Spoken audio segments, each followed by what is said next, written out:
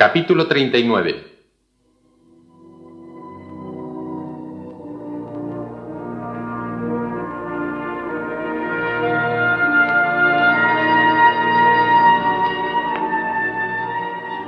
Entre todos los que habían causado la desgracia del marinero Edmundo Dantès, uno era el más culpable, el procurador del rey Villefort, que había aprovechado la falsa acusación lanzada contra Dantès para obtener un prestigio político y profesional, acusándole y condenándole injustamente.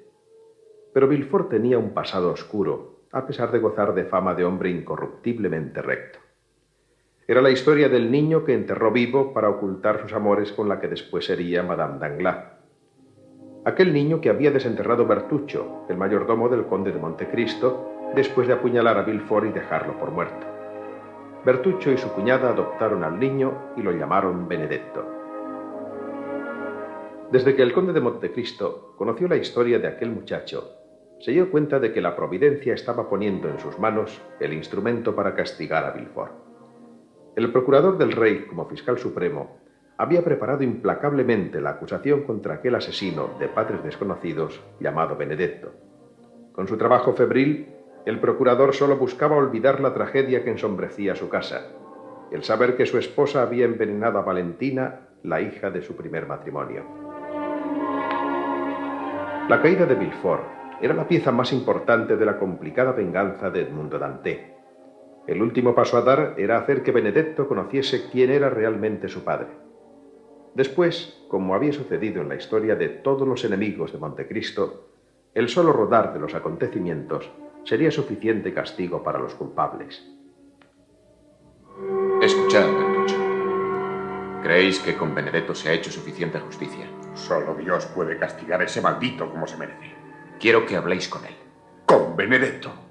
No, antes preferiría... Nunca habéis sido cobarde, Bertuccio. ¿Vos sois el corso que jurasteis vengar a vuestro hermano y apuñalasteis por eso a todo un procurador del rey? Pero ese hombre está maldito. Recordad lo que hizo sufrir a vuestra cuñada. Recordad que murió abrasada por culpa de él. Sí, Dios mío. Si yo o cualquier otro hablásemos con Benedetto, no nos creería. Solamente una persona puede hablarle de sus padres de forma que él lo crea. La persona que lo recogió recién nacido. Vos. Es el último favor que os pide el conde de Montecristo. Señor, solo tengo agradecimiento para vos. Haré lo que decís. Pocos días después, al amanecer de un lunes, la luz del día encontró a Villefort dormido sobre la mesa de su despacho. Era el día en que iba a celebrarse la primera sesión del juicio de Benedetto y el procurador había estado trabajando toda la noche. El chisporroteo de la lámpara de aceite al consumirse despertó al hombre, que se levantó y abrió el balcón para respirar.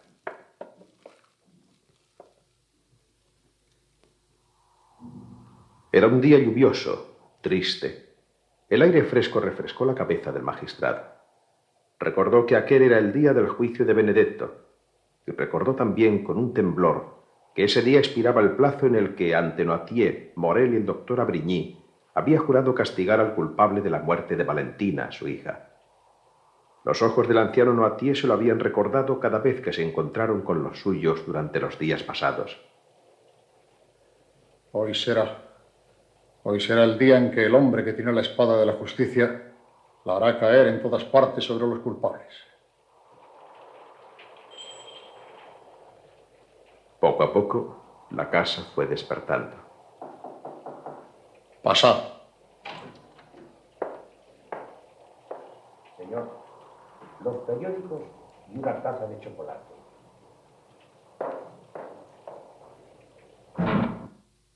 No he pedido ningún chocolate. La señora ha dicho que el señor iba a tener que hablar mucho hoy en el asunto del asesinato y que necesitaba tomar fuerzas. Bien, dejadlo ahí.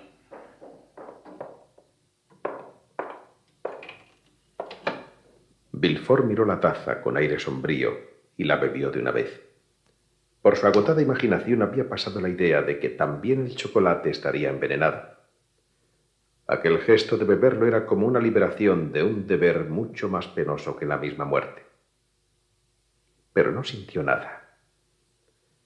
A las 11, el ayuda de cámara volvió a entrar en el gabinete. Villefort estaba perdido en sus pensamientos y ni siquiera le oyó entrar. Perdonad, señor. ¿Qué queréis? La señora dice que son las 11 y que la audiencia empezará a mediodía. Lo sé. ¿Y qué? La señora está vestida y pregunta si acompañará al señor. ¿A dónde? Al Palacio de Justicia. Ah, ya. ¿Para qué? La señora dice que desea asistir a la sesión. Desea asistir a la sesión. Perdone el señor, pero si el señor quiere ir solo, iré a decírselo a la señora. Decid a la señora que deseo hablar con ella y que le ruego que me espere en su cuarto. Sí, señor. Después volveréis para afeitarme y vestirme. Aquel ayuda de cámara formaba parte de la media docena de criados que Villefort había conseguido para su casa. Todos los antiguos habían huido después de contemplar tantas muertes extrañas y seguidas en la casa.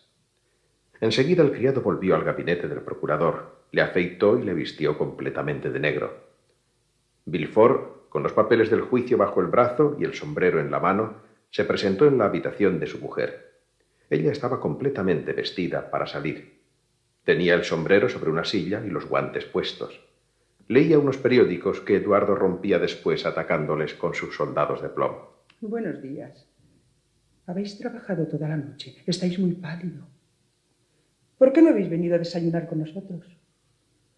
Bien. ¿Voy al Palacio de Justicia con vos o sola con Eduardo? Eduardo, id a jugar al salón. Tengo que hablar con vuestra madre. Eduardo levantó la cabeza, miró a su madre y viendo que no se confirmaba la orden de Monsieur Villefort, volvió a jugar con sus soldados de plomo. ¿Me habéis oído, Eduardo? El niño se levantó pálido y casi temblando. Villefort entonces se acercó a él, le besó en la frente y le acompañó hasta la puerta. Vete, hijo mío, vete. Madame de Villefort, segunda esposa del procurador y mucho más joven que él, no había visto nunca aquella extraña sonrisa helada en los labios de su esposo. Dios mío, ¿qué sucede? Señora, ¿dónde guardáis el veneno que soléis utilizar? Señor, yo no os comprendo. Os pregunto en qué sitio escondéis el veneno con el que habéis matado a mis suegros, Monsieur y Madame de Saint-Méran, a Barrois y a mi hija Valentina. Pero, señor, ¿qué decís? No os toca preguntar, sino responder. ¿Al marido o al juez? Al juez, señora, al juez. Señor. No respondéis, pero tampoco lo negáis, ¿verdad? Por favor. Y no podríais negarlo. Habéis consumado esos crímenes con una impúdica desvergüenza. Pero no habéis podido engañar más que a personas cuyo afecto hacia vos les cegaba. Y después de la muerte de Valentina, ya no hay dudas. Otra persona y yo sabemos que vos sois el asesino. Y otros muchos lo sospechan. Vuestro crimen va a hacerse público. Y como os dije hace un momento, señora, no habláis al marido, sino al fiscal y al juez. Oh, señor, os suplico que no creáis en apariencias. Sois cobarde. En todos los juicios he notado que los envenenadores son cobardes. Pero no contaba con que vos lo fueseis después de ver morir a 3 ancianos y una muchacha joven asesinados por vos. ¡Señor! Pero vos, que habéis calculado también cada uno de vuestros crímenes, ¿no habréis calculado también a dónde podrían llevaros si se descubriesen? No. Seguro que también eso lo habéis calculado y guardáis todavía algún veneno más mortífero que los demás para escapar del castigo que merecéis. Madame de Villefort, con el rostro descompuesto y empapado en lágrimas, cayó de rodillas a los pies de su marido. Perdón, señor. Os lo suplico. Ahora confesáis. Pero la confesión, en el último momento ante los jueces, cuando ya es imposible negar, sabéis que no disminuye el castigo. ¿El castigo? ¿Por qué repetís esa palabra? Porque es lo que os espera. El castigo. ¿O creéis que vais a escapar por ser la esposa del que pide la pena? No, señora. Sea quien sea la envenenadora, el cadalso la espera. Si, como os decía hace un momento, no ha tenido la precaución de guardar para ella algunas gotas de su veneno más activo. No temáis el cadalso. No quiero deshonraros, porque sería deshonrarme. Al contrario, si me habéis entendido, debéis comprender que he dictado sentencia, pero que no estáis destinada a morir en el patíbulo. Pero no os he entendido. ¿Qué queréis decir? Quiero decir que la mujer del primer magistrado de la capital no cubrirá de infamia a un hombre sin mancha y no deshonrará a la vez a su marido y a su hijo. No. Pues bien, haréis una buena acción. Yo os estoy agradecido desde ahora. Pero, ¿agradecido por qué? Dios mío, tengo la cabeza perdida. No comprendo nada. Todavía no habéis respondido a lo que os pregunté al principio. ¿Dónde está el veneno que habéis utilizado? No queréis eso. Lo que no quiero, señora, es que perezcáis en el cadalso. ¿Me oís? Tened piedad, señor. Lo que quiero es que se haga justicia. Estoy en el mundo para castigar, señora. A cualquier otra mujer, aunque fuese una reina, la hubiera enviado al verdugo. Pero con vos quiero ser misericordioso. Y os pregunto si habéis conservado unas gotas del veneno más dulce y seguro. Dejadme vivir. Sería una cobardía. Sois un asesino. No, por el amor que me habéis tenido, por nuestro hijo, dejadme vivir. No. Si os dejase vivir, le envenenaríais un día como los demás. No matar yo a mi Eduardo. No. La mujer se derrumbó en el suelo, temblando, aterrada. Villefort se inclinó hacia ella, implacable. Pensad en lo que voy a deciros. Si a mi vuelta no lo habéis hecho, os denunciaré con mi propia boca y os prenderé con mis propias manos.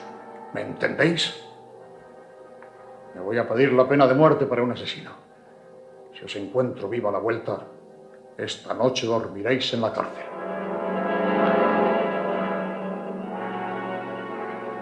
El juicio de Benedetto había producido una enorme expectación. Todo el Gran París estaba en la sala del juicio, y allí también, cubierta con un velo, Madame Danglars. Quería saber qué sucedía con aquel joven que había estado a punto de casarse con su hija. La petición que hizo a Villefort para que retrasase el juicio o simplemente olvidara el asunto no había sido escuchada. Para el procurador del rey, el caso Benedetto se había convertido en una disculpa para trabajar sin descanso todos aquellos días pasados y olvidar la tragedia que sacudía a su casa. El juicio se abrió con la lectura del acta de acusación, redactada y leída por Villefort. Después, el presidente llamó a declarar a Benedetto. ¿Vuestro nombre y apellido? Excusadme, señor presidente, pero quisiera responder a vuestras preguntas en un orden distinto al normal. Contestaré a todas ellas, pero en otro orden. Tampoco podréis decirnos vuestra edad. Os lo diré, pero después de... ¡Decid vuestra edad! Tengo 21 años. Nací en la noche del 27 al 28 de septiembre de 1817. Villefort, que estaba escribiendo una nota, levantó la cabeza al oír aquella fecha. ¿Dónde habéis nacido? En Auteuil, cerca de París. Villefort levantó por segunda vez la cabeza, miró a Benedetto y se puso lívido. ¿Vuestra profesión? Primero he sido falsario. Después descendí a ladrón. Y recientemente he sido asesino. Ya voy comprendiendo. No queríais decir vuestro nombre porque queríais enaltecerlo, poniendo delante semejantes títulos de nobleza. En efecto. Por eso he rogado que me hicieseis las preguntas en otro orden. Y bien, ¿vuestro nombre? No puedo deciros mi nombre, porque no lo sé. Sí sé el de mi padre, pero tampoco puedo decirlo. Acusado, no tentéis más la paciencia de este tribunal. Decid el nombre de vuestro padre. Mi padre es procurador del rey. ¿Procurador del rey? Y puesto que queréis saber su nombre, os lo diré. Se llama Villefort. Villefort estaba pálido y erguido como si un enorme tornillo lo tuviera clavado al asiento. Varios magistrados se acercaron a él para animarle y decirle que no debía preocuparse por las palabras de un asesino. ¡Orden! ¡Orden! ¿Queréis burlaros de este tribunal, acusado? Señores, no permita Dios que insulte al tribunal. Pero mi padre, lo repito, se llama Monsieur Villefort. Y estoy dispuesto a probarlo. Debéis hacerlo inmediatamente.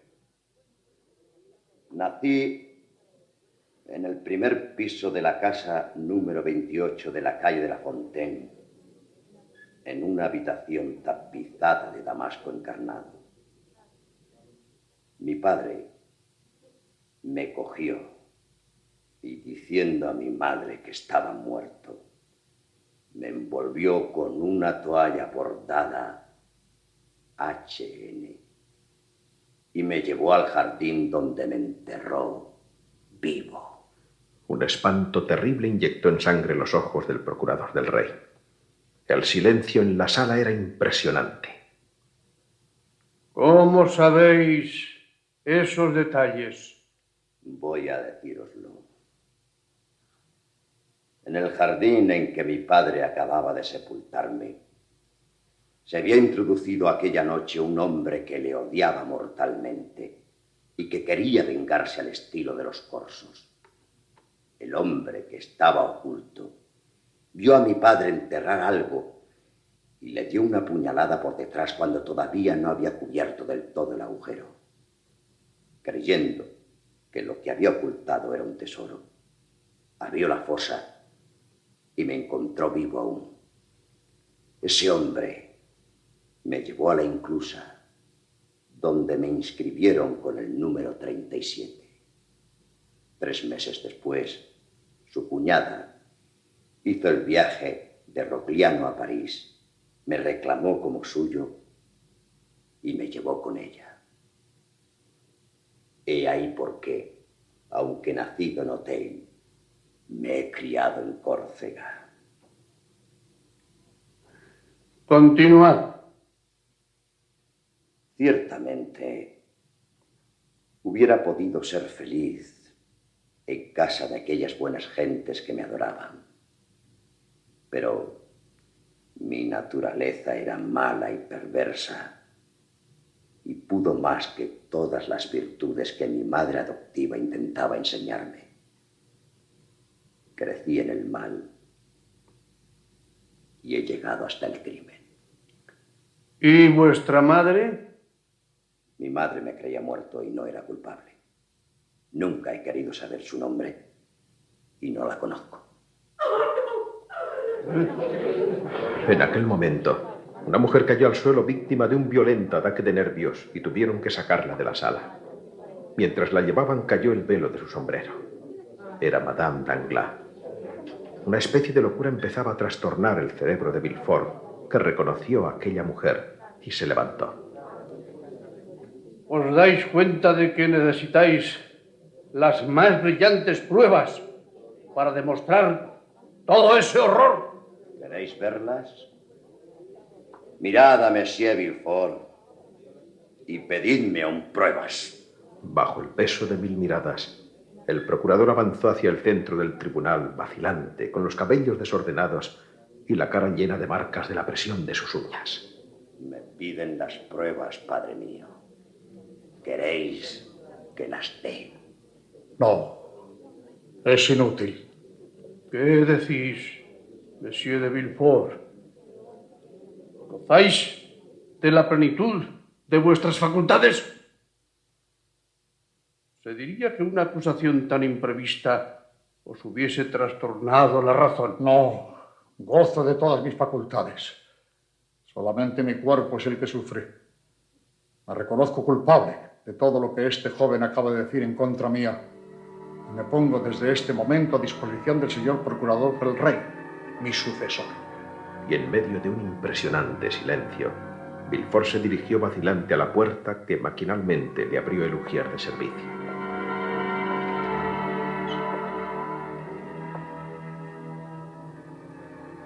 Como un sonámbulo llegó hasta su carruaje y se dejó caer sobre los cojines. El cochero partió. Todo el peso de su fracasada fama de recto e intachable acababa de caer sobre su cabeza. Dios, Dios. Entre los cojines del carruaje sintió algo que le molestaba. Era un abanico olvidado por su esposa que despertó en él un recuerdo, como un rayo en medio de la noche. Oh, esa mujer no es criminal más que por haberme tocado. Yo soy el criminal. Y yo me he atrevido a ordenarle que muera. ¡Gran Dios!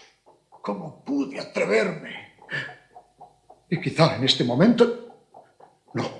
No, tiene que vivir. ¡Más rápido, cochero! ¡Más rápido!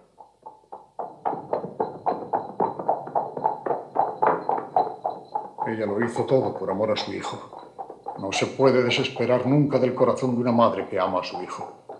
Ella se arrepentirá y educará a mi pobre único hijo. Con el tiempo se olvidará todo y viviremos los tres fuera de Francia.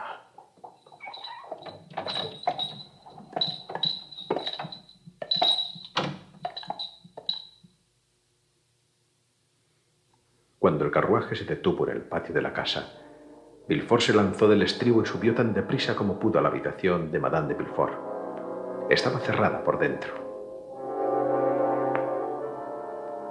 ¡Eloísa! ¡Eloísa! ¿Quién es? ¡Abrid, por Dios! ¡Soy yo!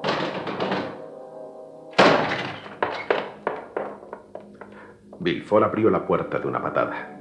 Su esposa estaba en pie, pálida, con las facciones contraídas, mirándole con unos ojos espantosamente inmóviles. Eloísa, ¿qué os pasa? ¡Hablad! He hecho lo que me mandasteis, señor.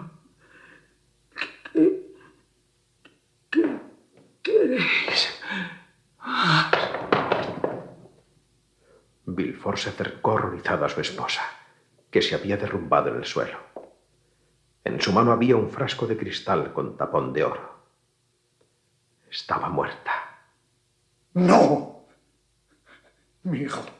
¿Dónde está mi hijo, Eduardo? Ahí está. Está dormido. Villefort corrió hacia su hijo, que estaba tendido en un diván, y lo abrazó. Pero los brazos del niño cayeron sin vida. Su cuerpo estaba frío. Un papel asomaba entre su ropa. Yo era una buena madre, porque por mi hijo me hice criminal. Una buena madre no parte sin su hijo. Adiós. No. Con la cabeza hundida por el peso de su dolor, se levantó. Y él, que no había tenido nunca piedad de nadie, se fue a buscar a su anciano padre para encontrar en su debilidad a alguien a quien contar su desgracia, alguien con quien llorar. El abate Busoni estaba en la habitación de Noirtier con la calma y la frialdad de costumbre. Vos aquí, abate, ¿es que no aparecéis jamás si no es para escoltar a la muerte? He venido para orar sobre el cuerpo de la vostra figlia. ¿Y hoy qué? Hoy he venido para deciros que me habéis pagado suficientemente vuestra deuda y que desde questo momento voy a rogar a Dio que detenga su vendetta contra vos. Y al mismo tiempo, el abate arrancó su falsa tonsura, sacudió la cabeza y sus abundantes cabellos negros cayeron sobre su rostro. Es la cara del conde de Montecristo. No, señor procurador del rey. Mirad mejor y más lejos. Esa voz, ¿dónde la he oído? La oísteis por primera vez en Marsella hace 23 años, el día de vuestro matrimonio con Mademoiselle de Saint-Méran. Buscad en vuestros papeles. No sois Busoni, no sois Montecristo. ¿He hecho alguna cosa contra vos en Marsella? Eso es, buscad en vuestra memoria. ¿Pero qué te he hecho? ¡Di! Me habéis condenado a una muerte lenta y horrorosa. Habéis matado a mi padre. Me habéis robado el amor, la libertad y la alegría. ¿Quién sois, Dios mío? Soy el espectro de un desgraciado que sepultasteis en los calabozos del castillo de If. Al espectro que salió de aquella tumba, Dios le ha puesto la máscara del conde de Montecristo y le ha cubierto de oro para que no le reconozcáis. Tú eres. Yo soy Edmundo Dante. Tú. Ven, Edmundo Dante. Y cogiendo de una mano al conde, lo arrastró casi hasta mostrarle los cadáveres de su esposa y de su hijo. Montecristo palideció.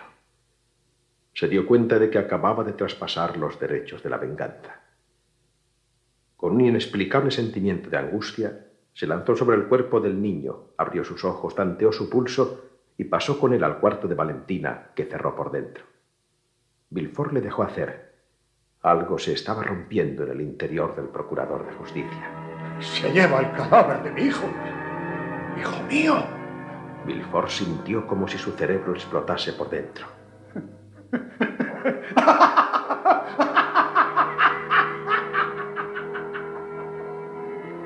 Un cuarto de hora después, se abrió el cuarto de Valentina. Montecristo salió con el cadáver del niño en los brazos. Había sido imposible devolverle la vida. El conde lo dejó junto a su madre, con la cabeza apoyada en su pecho. Al salir encontró a un criado. ¿Dónde está el señor de Villefort? El criado, sin decir una palabra, señaló al jardín. Montecristo miró por una ventana. En medio de sus criados que hacían corro a su alrededor, Villefort cavaba rabiosamente la tierra con un azadón. ¡Oh, no es aquí! Pero tiene que estar. Tenía que estar aquí. Dios Todopoderoso. Se ha vuelto loco.